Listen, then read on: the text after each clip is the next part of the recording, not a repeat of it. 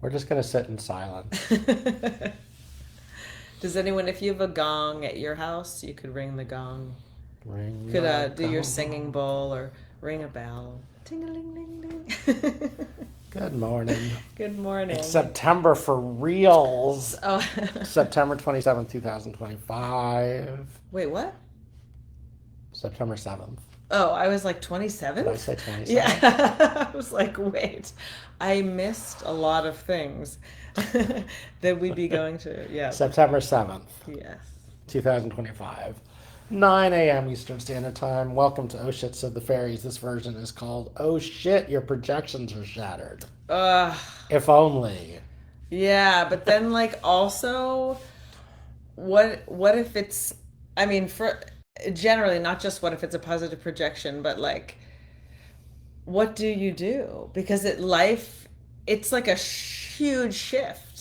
A huge shift. When you stop When you projecting. stop projecting or when Well, it's like in this case, in yeah. this example, which is what from last weekend for those of you who are very excitedly waiting to hear us talk about the or process the going to the Prince concert in IMAX in Massachusetts, which is why we did Saturday last week instead of Sunday.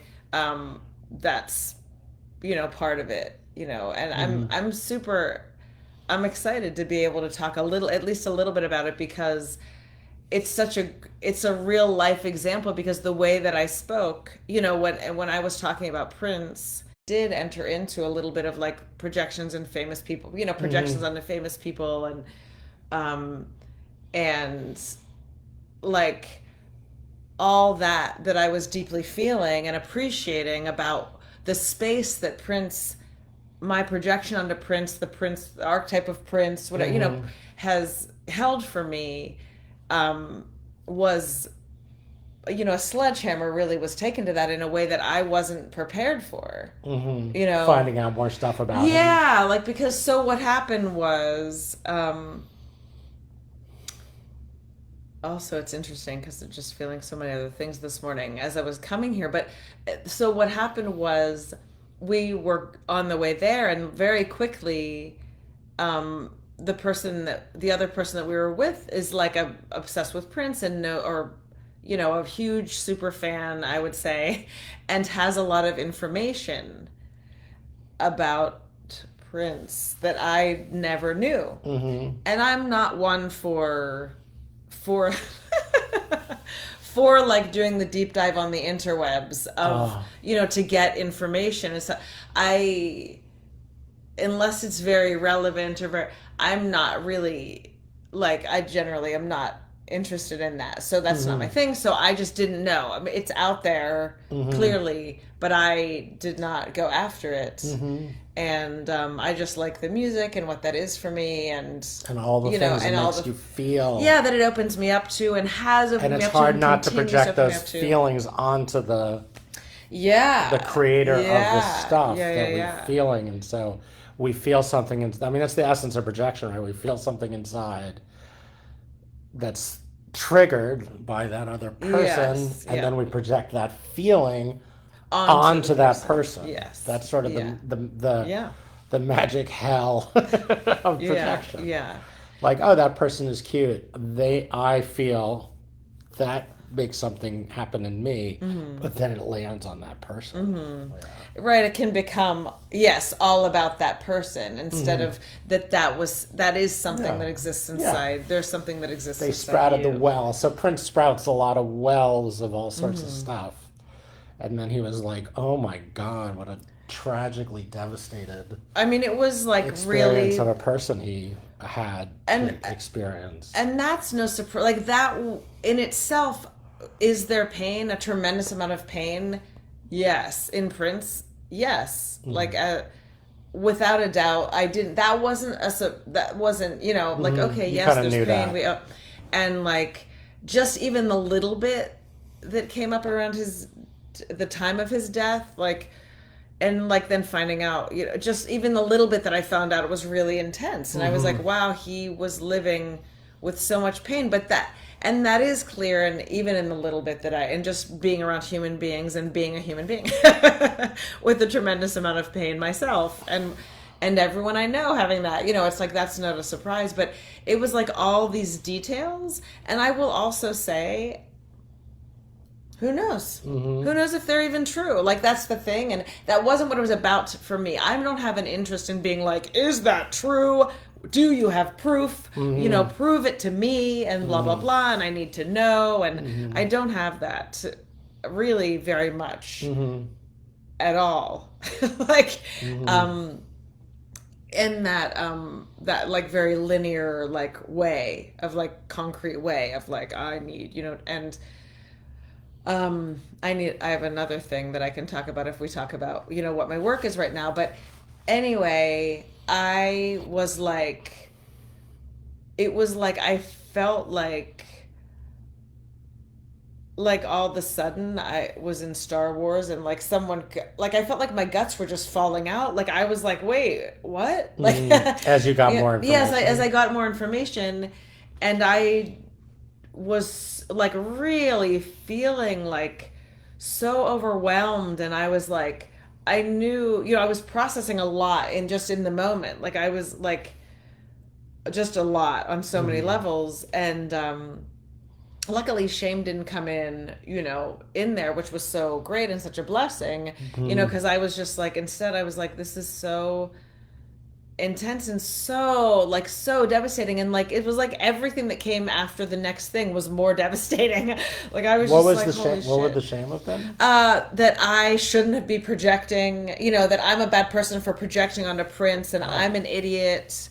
And like those old voices, the old really, really, really mean voices that want to shut me down to just the feelings of it, right. And even also holding like this, only Prince knows, only whatever. I don't really know. None of us really know what Prince's experience was, and what the larger story was, and all that stuff, so I was holding that, realizing that, and so kind of like literally breathing, like using my breathing to just be like, okay, like and I said it, I asked myself, do I need to ask to change the subject? The person, like, do I need to say, because I knew that was, I was in myself, and I was like, I know that I can ask kindly, like I can say, could we talk about something else, because this is really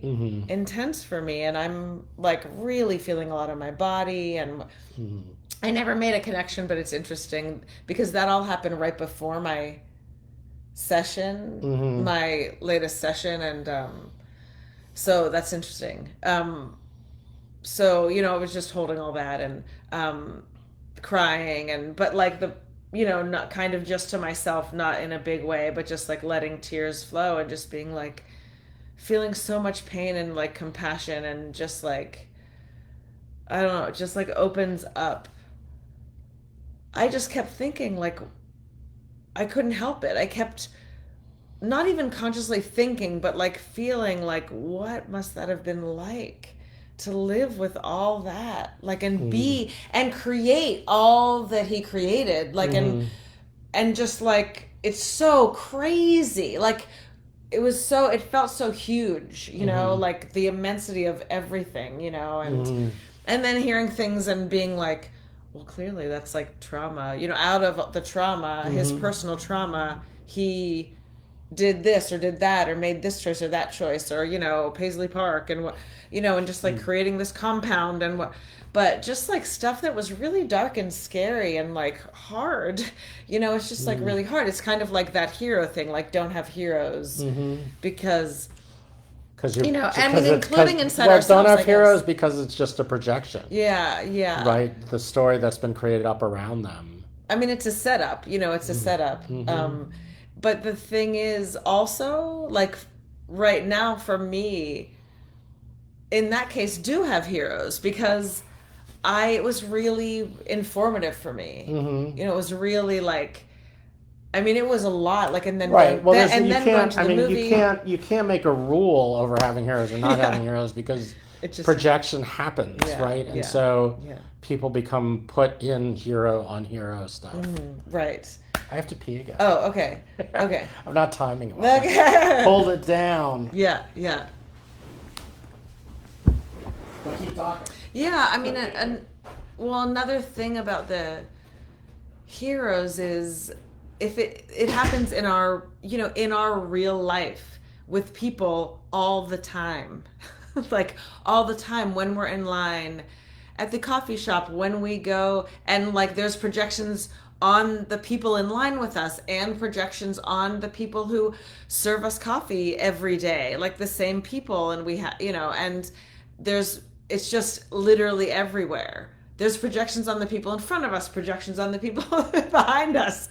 It's really pervasive, and there's also projections in relationships that in romantic relationships can most often largely begin with a lot of projection. And that's kind of how we get in there, because it's like, ooh, like, and then there can be a moment when in those love relationships, those personal, private relationships, where the projection does start to die in the love relationships, in the personal relationships. And then like, woo, that's another level of like when our relationships, like if we're dating someone or, in a long-term relationship with someone and the projection starts to crumble, then it's like, wow, that's like, talk about a mind fuck. Like, it's like, because we think the projection is real. We're not taught that it's not. We don't even know about projection. Yeah. We think that the little bit of information that we have around the person, how we feel around them, is the thing. Yeah. Yeah. Right. Yeah. Right. Yeah. So then it's like, then you're in this thing, and you have, like, maybe you've agreed to marry the person. You're living together. And then it's like, oh shit, wait. So it's not only, it's like the thing about it is, it's all us, right? So it's like, okay, I've been projecting this. Now this person is like my relation to this person is very different. I'm like, it can be a real, I mean, I'm sure relationships just end at that point. Well, it could shatter. I mean, it shatters. Right. Your projection gets shattered in little ways and big ways. And right. So then like your projection onto Prince was shattered in a way that you could feel the devastation, your own devastation, and also the projection onto his, the projection of his devastation. Right. And so like, it's, I don't know, it feels like it's an interesting thing to think about. Maybe like an exercise I want to do for myself is kind of go almost like person by person or something. There's like an interesting way of like, oh, my projection onto this particular person shattered and my projection onto this particular person shattered.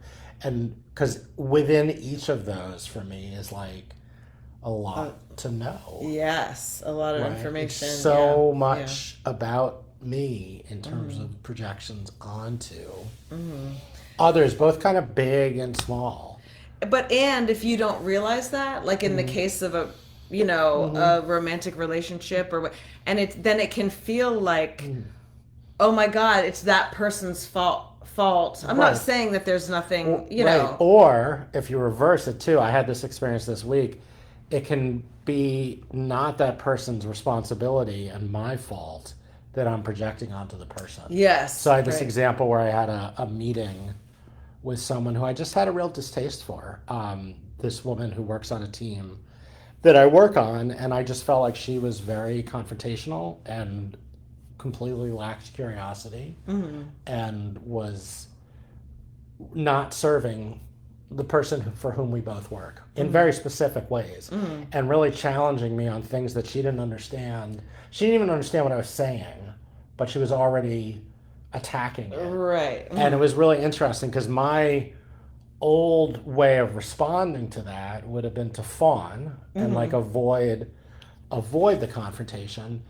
And it was pretty quick for me to realize, more so after, but even a little bit during, that I was projecting my mom onto this person. Like there was no doubt because my mom wasn't really curious, although she seemed to be. Right. which is a classic sort of narcissist thing.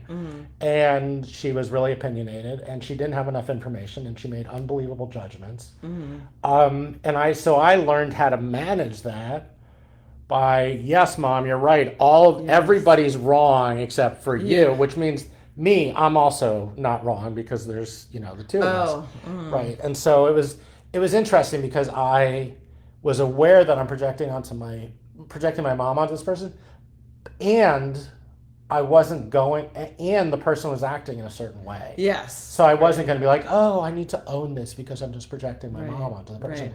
The person was acting like an asshole. Yes, right. This is great. Yeah, the person was acting like an asshole, and I wasn't going to fawn to that. I learned to fawn to it, and I'm not going to fawn to it anymore. And it's a projection, and there's there's actually a real relational thing happening at the same time. Yeah. And for me to just be if I was going to be like, I'm just projecting my mom onto this person, I would have gone into fawning. Right. And I'm just like, you know what?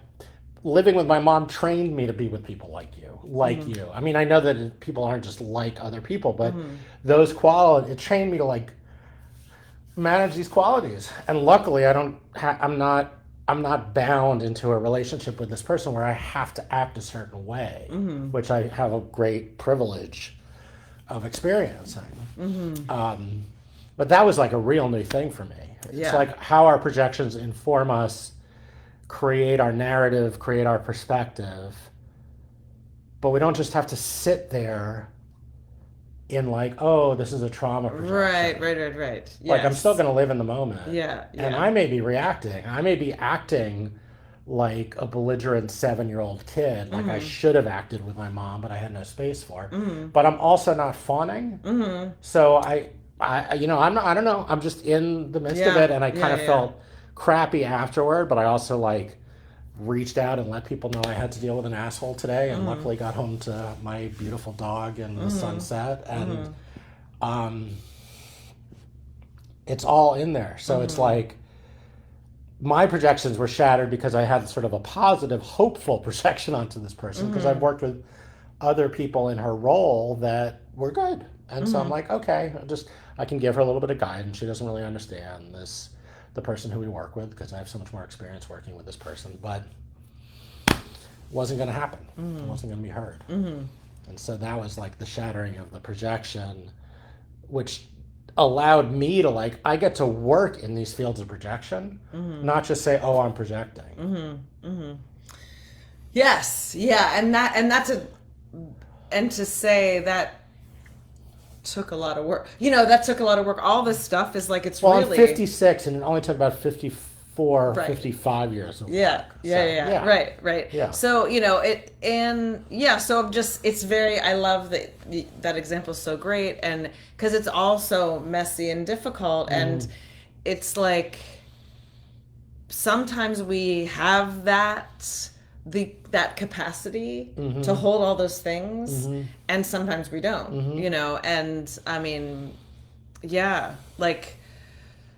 oh my gosh, I'm just another piece to all this, and to using the example of the concert and the famous people projection thing, which is so rampant, and as I said last time, it's can be really helpful, and I really appreciate it, because honestly, if it weren't for that projection, I mean, anyway, it's not all bad is what I'm saying. It's not as someone who just was so flattened by shame for so much of my life, I want to say to other people who are flattened by shame and have voices that are just so horrible and treacherous, and are just you are worthless, and you have to be perfect all the time, and that means you can't project, and if everything's you project, my fault. and everything, and I'm responsible for everything, and whatever. I'm responsible because I'm projecting onto the person. I'm responsible for their experience of me and my experience of them. And, and also that the all or nothing, the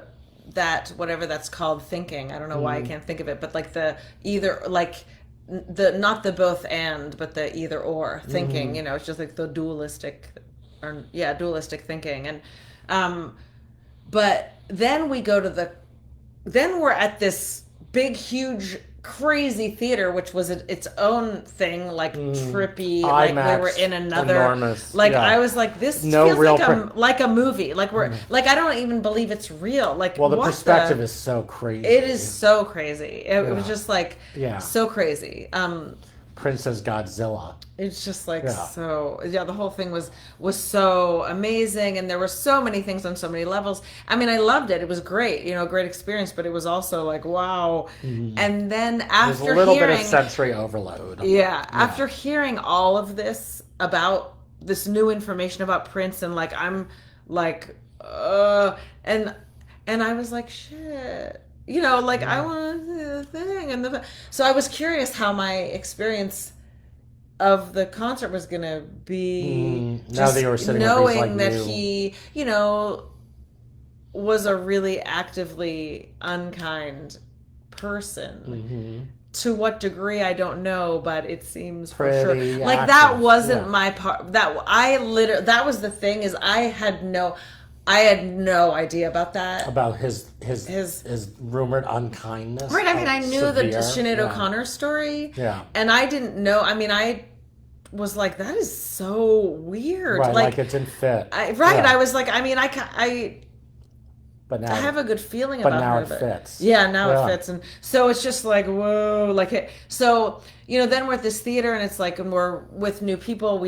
I'm with like 3 new people I don't know. And like, you know, but I felt like I was really excited and really able to be in myself, and like it was incredible. Like it didn't sort of affect. I was able to have like be in the experience of the concert on Right. IMAX with the bass and the vibrating seats and Yeah, like so we had what was it called? Booty seats or something like. yeah. They, like there was the music, the bass, there were like subwoofers in the seat.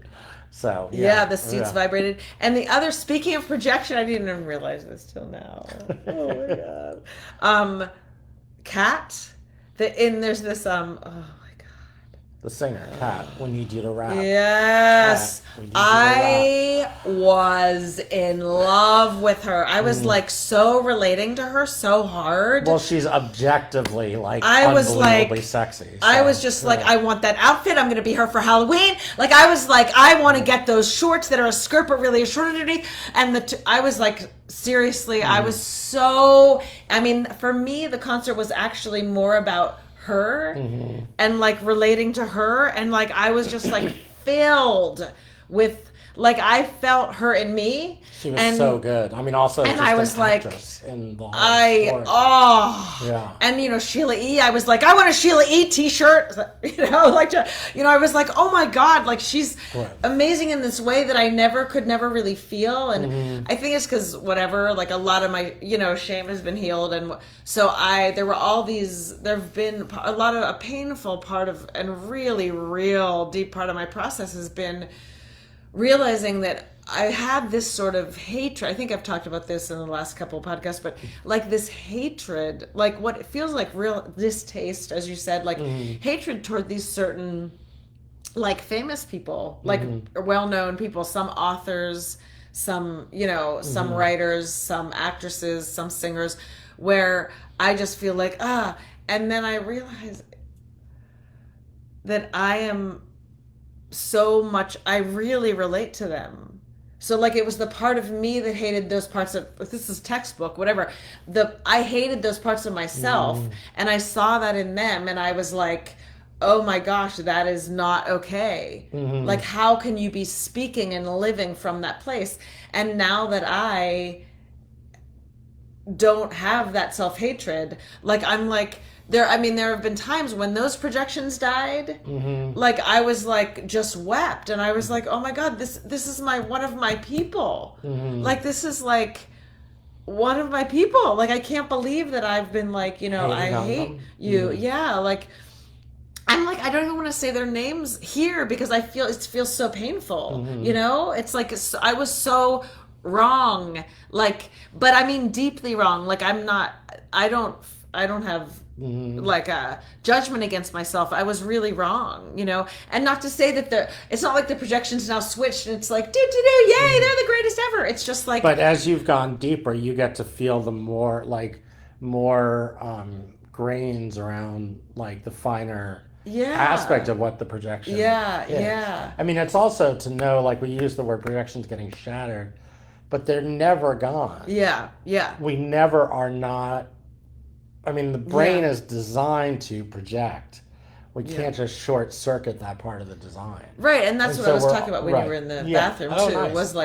Was like how, I mean, giving the example because it's so real and true, is of being in line at the coffee shop. You're projecting on people in front of you, and then different projections behind you, and then the person who served you coffee all the time every day, who there's a different projection, Right. you know. And all these people, especially like in Montpelier, it's so Oh my particularly interesting because I see at least the same, like 6 of the same people every morning at the coffee shop who I've never talked to.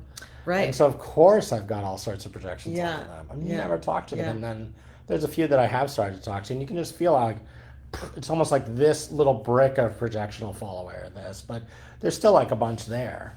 But like the ones we see regularly who we don't engage with, like Yeah. that's like, Yeah. there is nothing you can do in terms of your perspective of this person other than project. Right. Right. Yeah. Yeah. Yeah. Yeah. It's like in the engagement is where the projection can shatter. I mean, sometimes it's about information you find out. That also is a piece of it. But it's like that personal experience of like, oh shit, this is what I thought of this person for the last, how long I've known them, which 20, 30 years, you know, whatever it can be, like a week to a really long period of time. And then just sort of slowly being like, oh, like there's so much to it. I was just talking with somebody who knew somebody who knew somebody who I used to know somebody.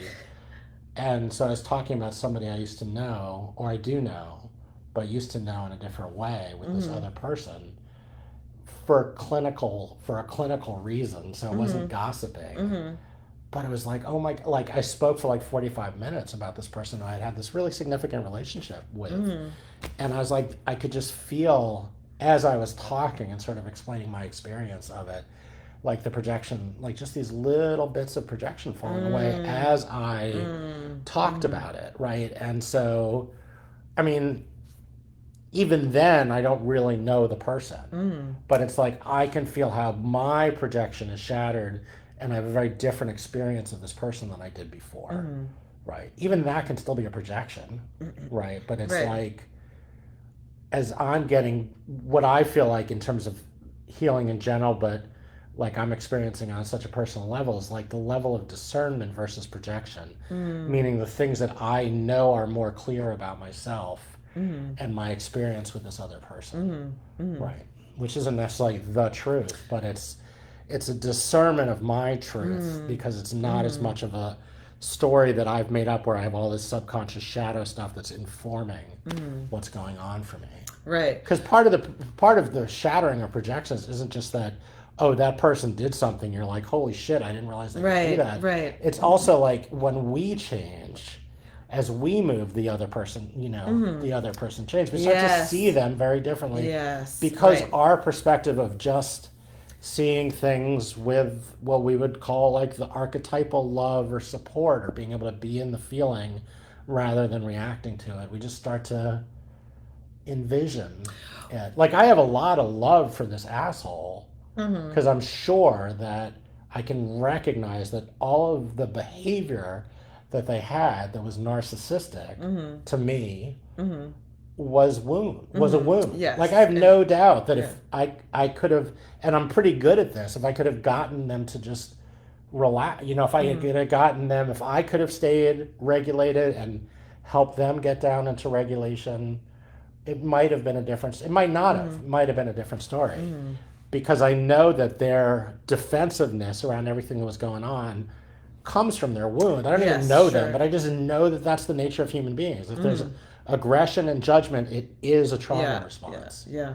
Yeah. Right? And I was feeling aggression and judgment, which was part of my trauma response, but I wasn't going to try to regulate the situation by fawning. Right. Right. And I right. did try. I tried to be like, can I just pause and wait? And it feels like I'm saying something and I feel like you're not hearing me. That wasn't received. You know? Right. Well, a part of what maybe I hope someone else can feel the relevance because it was. But when you started talking at one point, it was like, to me, it's like there's a it's beingness, like, and that's what my dreams and working my dreams have really helped me have this capacity to, in through the healing and whatever, and the shadow work, and real, and separation from, my protectors, and like healing there, and what, and just like, oh, okay, wait, first there's the space, and then there's it's like I can just be, and all I want is to be with people. Like, I actually really don't want to hear, unless it's directly relevant to my safety or something. I just like hearing things about people. Like, I'm like, don't, and I've said this like at work at times to people, like, please don't talk about people when they're not here. Like, I'm like, I'm so tired of it. Like, I'm like, I can't, it feels so bad. Like, it feels so bad. It goes on for like 2 hours. I'm like, what are you? Conversation. Yeah, just like this conversation about why this person sucks and all this stuff. I'm like, I don't want it. Because I am like a human being, and I can't unhear shit. And then I don't want it to affect my relationship with that person, but I would prefer to form my own relationship and go in with my own curiosity, and have just my own personal relationship with a person, and go from there, and discern from there. And like, for me, it like Is that your phone? I guess so. It like it can infect me, like, and affect me, and yeah. So that's not about my friend who's sick right now, but yeah. So, like, my point being is that sort of ability to just be embodied, and be in my body. And it's like, that's why I was thinking as I was coming here, or I was not even thinking, I was like, it occurred to me in some way how dreams, and why I feel like this work is for me, is like, because it's like learning not through the mind, and thinking and having ideas about things. I mean, that's part of it, and but ultimately the dreams are about feeling and being in the body, and the feeling experience of the body that is beyond or beneath or whatever is the place of words. And that is so helpful, because so much of my experience in this life, thinking back, but reflecting back, is of things, and my favorite things, that I don't have words for, and just my experience, I don't have words for. But I've had so many experiences that are like so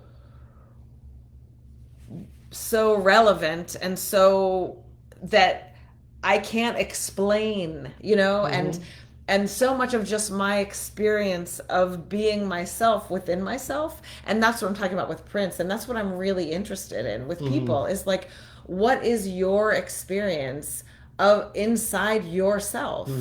Like, what is your based on your reality, and that's why. Well, that's the beautiful thing about doing therapy, is I've reached a place where that's like the whole, I'm just so, but I'm so curious about their experience, and so aware of how I project and hold the projection, and allow the experience without the judgment, or even the knowledge, or things that I know that they don't know about the psyche and all. Like, it's so cool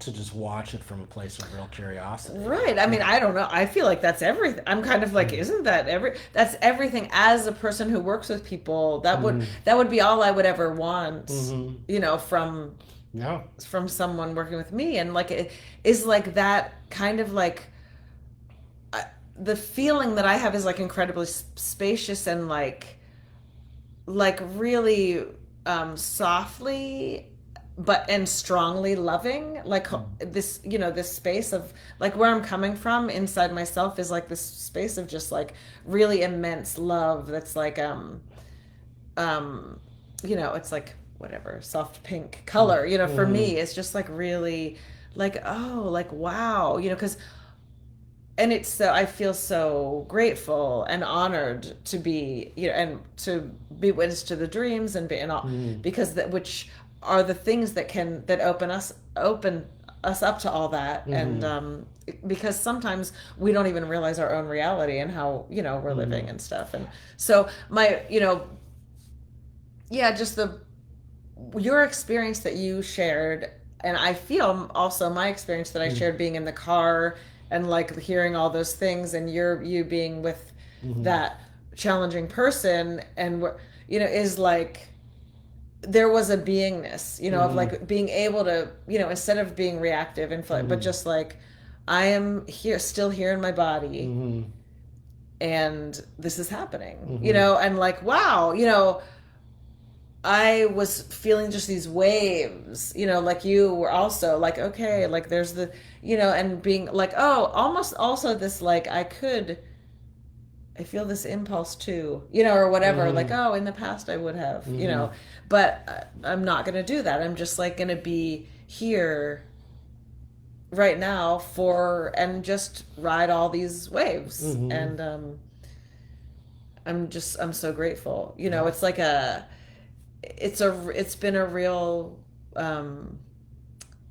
surprise side effect of doing this work, like with dreams, is like, oh wow, like I never knew, like I just want to heal myself and heal my trauma, and I really trust the dreams, and they're like my path in some way, and I feel like God, you know, it's like the language of, you know, infinite love, and like just like so resonates all for me, and it feels like, and I'm like, wow, it's been so helpful because it's really enabled me to be in so much more joy, like because I can just be, and so much less pressure. Oh my gosh, everything's projection just creates so much weird expectation. I have something and everything's also just such a big deal. It's like so exhausting because it makes everything such a big deal. Can I jump into something slightly different, which is one of the things that I was realizing as you were talking that's so particular about the dream work. I mean, I think there are other modalities that can do this also, like internal family systems work, but like the dream, you can step into what does it feel like to be this other person. And it's like one of the biggest, quickest perspective changers ever, because you actually experience it as this person, and then as this other part of yourself who has come as a character in the dream. Yes. Right. And so, like, for example, I have this dream where I was with this youngish man. He was a young man when I first met him, but he's not anymore. Just sort of this very joyful, though developmentally disabled person, but joyful and funny.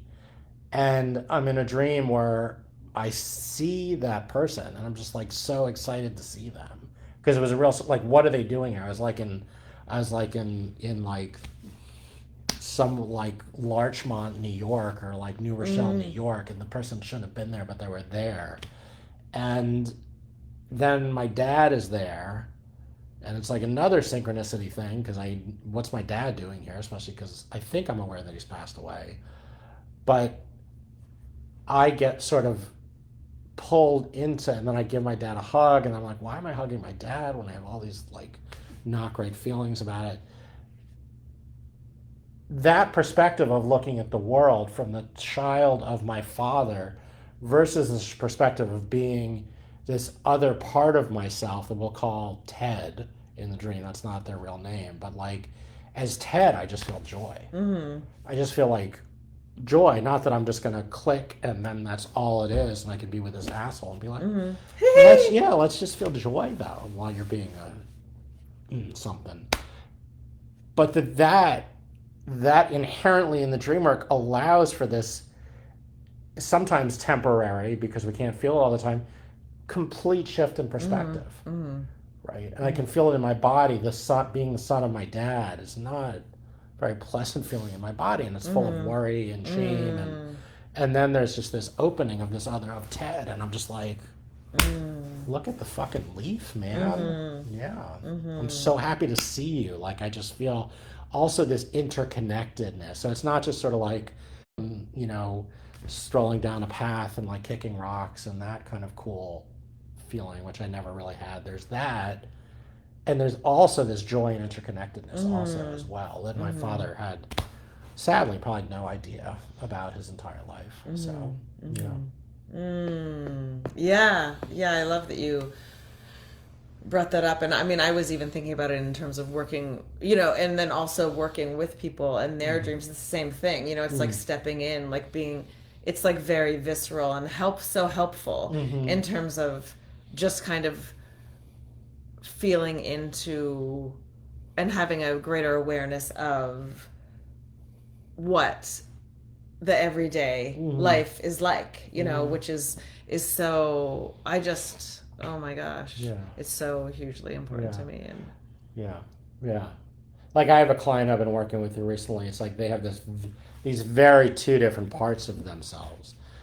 One is just very controlling and the other is very nurturing, and they've come through as particular characters in the dreams, and they're really getting how this controlling part has been there, but not from a place of their own ego or something that would trigger shame, but it's like this other part because the character showed up in the dream, and they were like, oh my god, like they're like, holy shit, I do this all the time.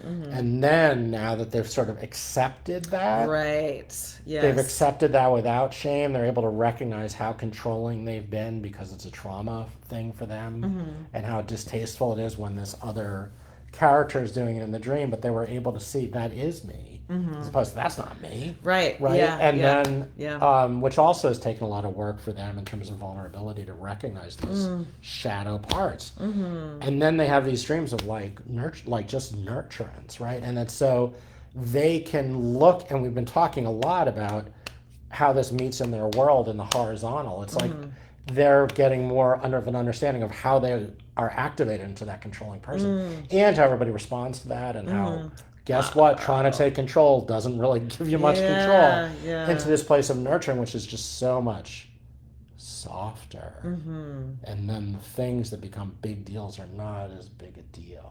It's like, that's a real perspective shift, which is sort of the projection not onto a person, but sort of this vomitous projection that we all have, which is like, this is what I think of the world from this wounded place. If I think I need to be in control, the world is like, the projection onto everything is so different.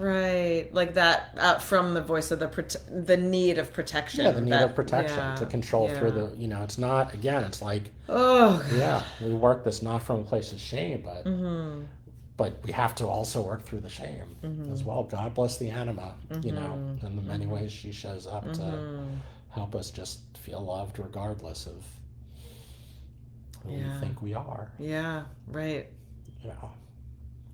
Oh gosh, the tenderness. Oh shit, the tenderness of the fairies. Gosh, I feel it. Tenderness. I feel like this is one of those ones where I feel like, woo, I could keep going, but I think we may be done. All right. Well, thanks for okay. Hope there was something in there for you. There was something in there for me.